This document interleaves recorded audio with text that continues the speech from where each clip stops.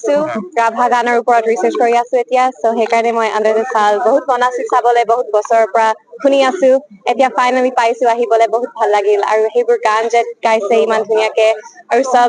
like local মানুহবোৰ কৰি আছে এইটো ভাল কথা কৰি আছে নেচাৰেল প্ৰকৃতিৰ মাজত সালনি কৰি থলুৱা বাদ্যযন্ত্ৰ প্ৰাধান্য দিয়ে কোনো মাইক্ৰফোন ব্যৱহাৰ নকৰি এওঁলোকে নাটক কৰি আছে পুৰণা দিনৰ নিচিনাকে লাইক বহুত খোলাকে অৰ্গেনিক ভাইবছ আহিছে এইটো ভাল লাগিছে আমি সব বহি আছো একেলগে নহয় গেলাৰীত ক'ৰ পৰা আহিছে মই ইউএছৰ পৰা আহিছো ছেন ফ্ৰান্সিস্কো এনে আপুনি অসমৰ জন্ম হোৱা তাত ডাঙৰ হোৱা তাতে ডাঙৰ হোৱা ৰাভা লোকনৃত্যৰ প্ৰতি গৱেষণা কৰি মানে মই গৱেষণা কৰি আছো গানৰ ওপৰত ৰাভা গান আপোনাৰ নামটো মোৰ নাম শ্ৰেয়া পূজাৰী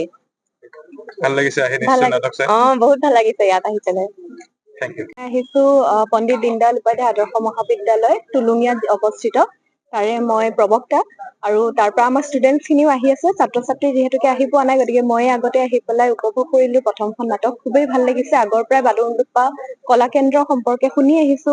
আৰু আজি প্ৰথমবাৰ মই চাবলৈ সেই সৌভাগ্য মোৰ হল আৰু মই খুব